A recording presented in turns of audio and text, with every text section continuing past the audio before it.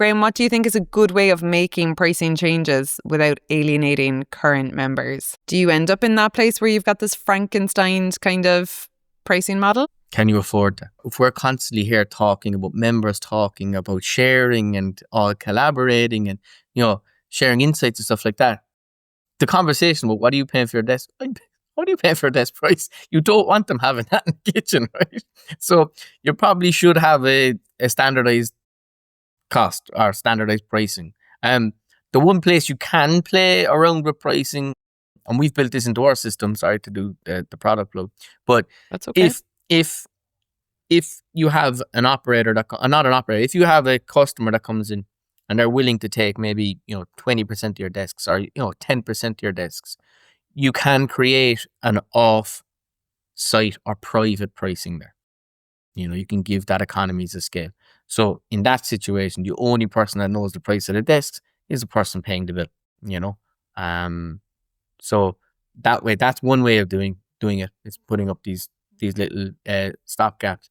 But I think everybody. My own feeling is everybody probably should be paying the same price. That's out in the open and out in the public.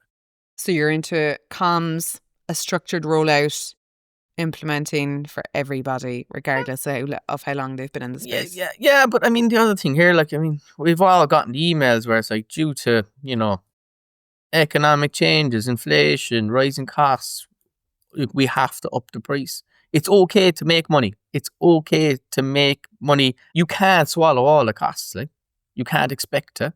You can't be expected to. And unfortunately, you also have to accept that once the price of something goes up, there is a potential that you will lose what were loyal customers, not because they want to give up the space, but they're no longer achieving the value that they were, or they cannot afford to do it anymore. Unfortunately, that is just the natural way of the world.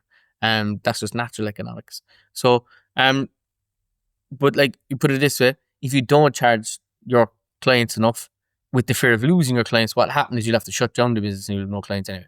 So one thing I'd love to explore now before we wrap up, right, is around pricing models, tiered models, add-ons, bundles. So when it comes to pricing your space, that makes it maybe a little bit more complex because you have different people in one building using different elements of the space.